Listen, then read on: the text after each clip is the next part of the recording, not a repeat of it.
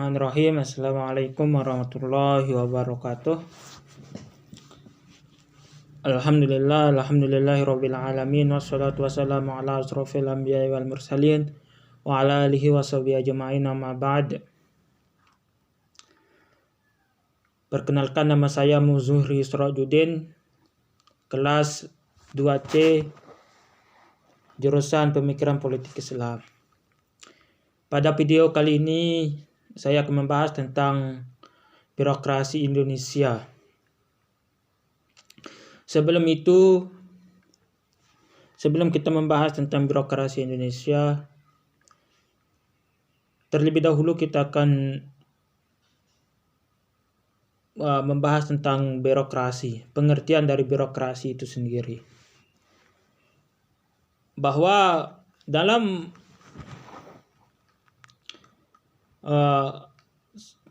file yang telah dikirim, bahwa birokrasi itu berasal dari dua akar kata, yaitu bureu dan crazy, yang dimana bureu artinya burah, kain kasar penutup meja, dan crazy keduanya membentuk kata bureaucracy yang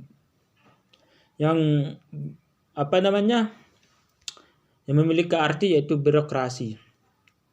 Berbagai sumber berpendapat setidaknya ada 3 macam arti birokrasi. Yang pertama yaitu sebagai pemerintah, biro oleh aparat yang diangkat oleh pemegang kekuasaan, pemerintah atau pihak atasan dalam sebuah organisasi formal, baik publik maupun privat.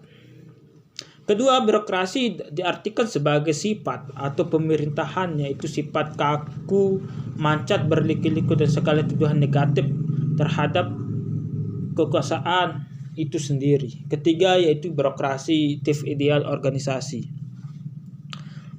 Selanjutnya kita akan membahas tentang terminologi birokrasi, yaitu birokrasi sebagai organisasi yang rasional. Birokrasi sebagai ketidakefisienan organisasi. Birokrasi sebagai pemerintah oleh para pejabat, rule of official. Birokrasi sebagai administrasi negara, public administration. Birokrasi sebagai administrasi oleh para pejabat. Birokrasi sebagai organisasi yang memiliki ciri tertentu seperti hierarki, peraturan, dan birokrasi sebagai salah satu ciri masyarakat modern, esensi dan modern sosial. Birokrasi dalam makna yang baik dan rasional. Bireu rationality.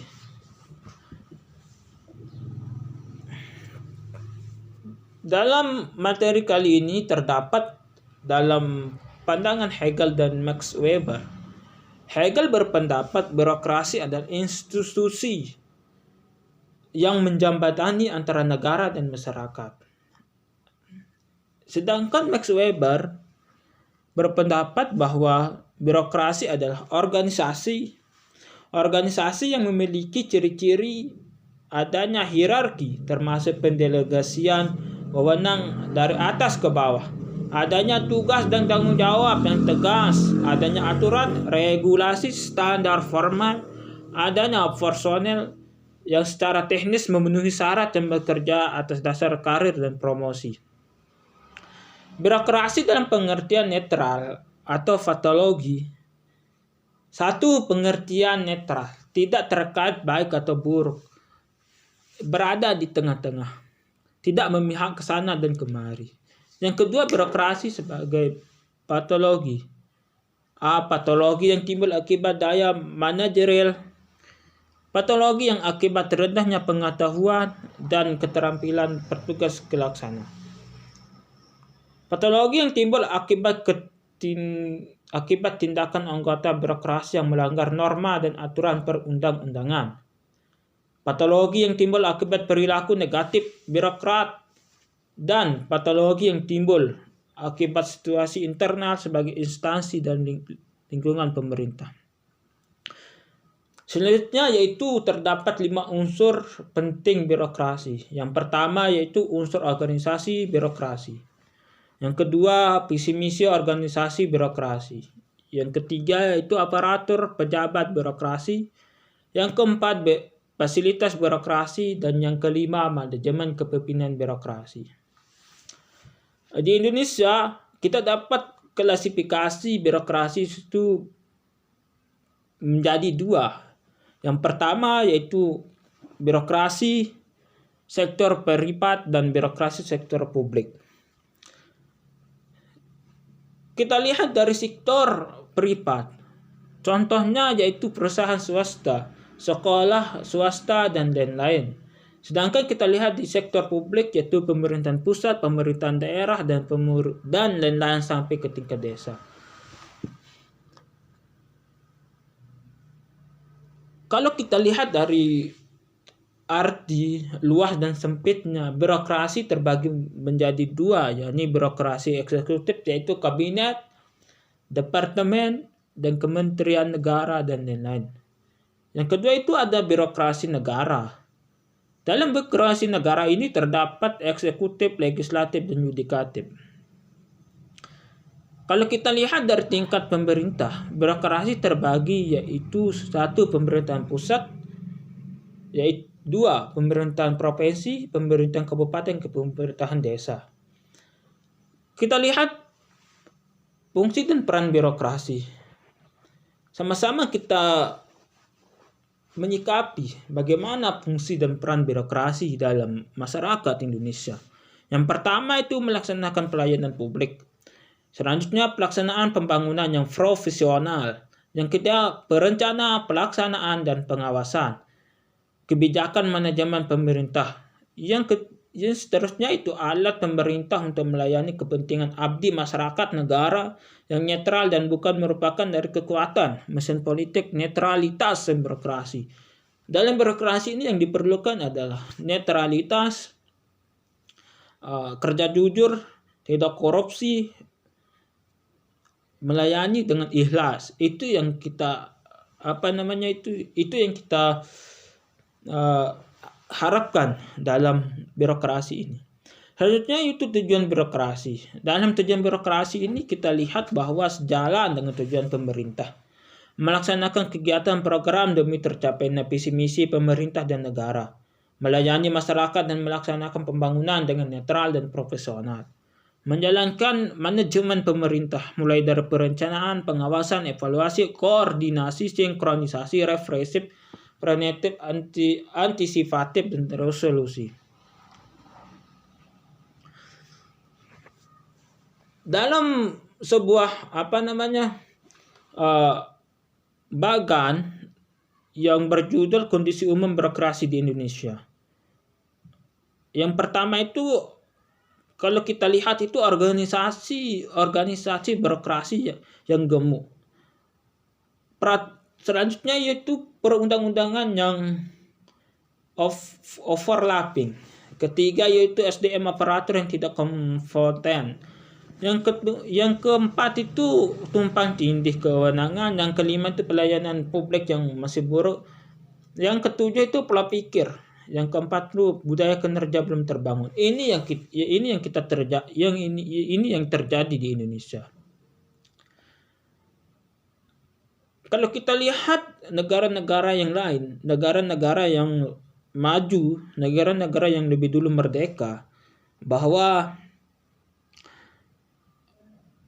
adapun yang kita lihat dari negara tersebut itu birokrasi negara maju memiliki ciri aparat yang netral, negara yang netral dibandingkan dengan kita, negara Indonesia, yaitu rasional, yang keempat itu cakap, formal, tunduk, dan tidak mudah diintimidasi. Sedangkan di negara kita yang termasuk negara berkembang, yaitu mudah disuap, tidak kompeten, tidak cakap, dan sebagainya. sama dengan birokrasi kerajaan, memiliki ciri-ciri sebagai berikut. Penguasa menganggap menggunakan administrasi sebagai urusan pribadi.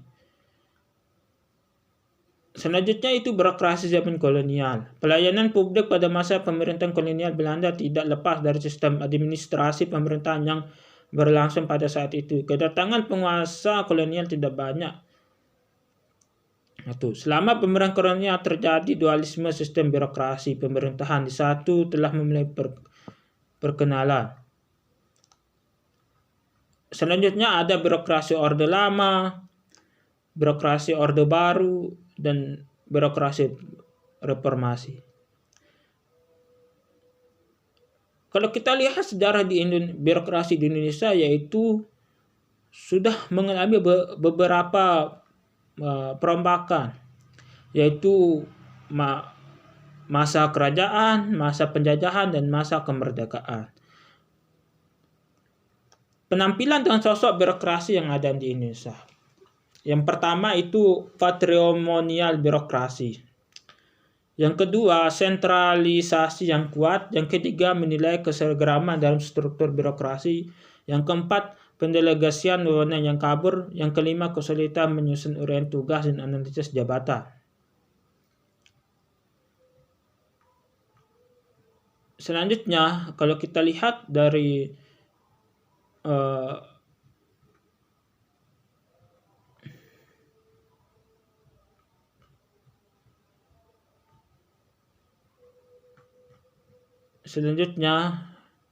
kita lihat dari kelemahan dan kelebihan organisasi di Indonesia. Menetapkan standar efisien. Kecenderungan birokrasi menyelewengkan tujuan-tujuan organisasi, terlalu menekankan aspek-aspek rasionalitas, kurangnya pengawasan terhadap kinerja birokrasi, sistem pengajian yang kurang. Fungsi dan peran birokrasi. Kita lihat melaksanakan pelayanan publik, melaksanakan pembangunan yang profesional, perencanaan, pelaksanaan, pengawasan, kebijakan, manajemen pemerintah. Tujuan birokrasi yaitu sejalan dengan tujuan pemerintah, melaksanakan kegiatan dan program tercapainya visi misi. Perspektif birokrasi teori negara mengatakan bahwa terdiri dari unsur konstitutif dan unsur deklaratif. Teori kebutuhan ekonomi usaha manusia memenuhi kebutuhan yang diperlukan birokrasi yang berfungsi untuk melayani kebutuhan masyarakat tersebut. Sedangkan teori organisasi dan kelas, tujuan dalam organisasi dapat tercapai apabila ada instrumen organisasi yang baik.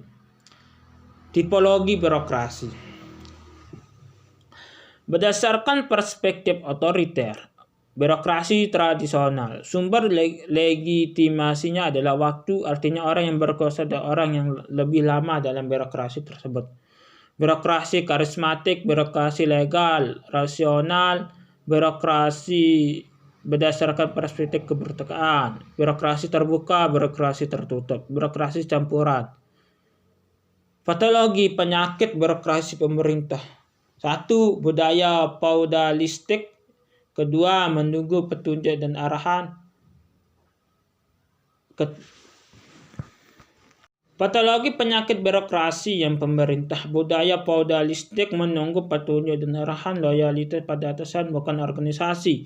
Sebenarnya penyakit organisasi yaitu tujuan telah ditetapkan tapi tidak dirumuskan secara rinci dan jelas. Fungsi birokrasi dalam suatu pemerintahan modern, administrasi, pelayanan, pengaturan regulasi, pengumpulan informasi. Penampilan birokrasi di Indonesia, sentralisasi yang cukup kuat, menilai tinggi keseragaman dan struktur birokrasi, pendelegasian wewenang yang kabur, kesulitan menyusun uraian tugas dan analisis. Model-model reformasi birokrasi yaitu tantangan nyata keberhasilan reformasi birokrasi. Penyelenggaraan pemerintah adalah berfungsinya peran penyelenggaraan negara untuk menciptakan kehidupan bersama. warga bangsa dan mencapai kesejahteraan dan keadilan masyarakat. New Public Management. A. Memfokuskan aktivasinya dalam kegiatan manajemen. B. Hal ini berarti NVM. C. Permasalahan manajemen publik menjadi bahan kecil, sederhana, yang langsung dan kepentingan berguna, menggunakan landasan pasar.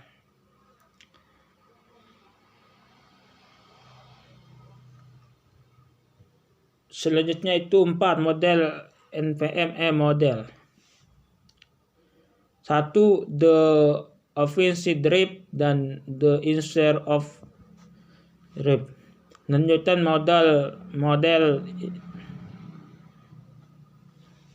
demikian yang dapat saya sampaikan. Mohon maaf bila ada kata-kata yang salah. Demikian dari saya. Sekian, assalamualaikum warahmatullahi wabarakatuh.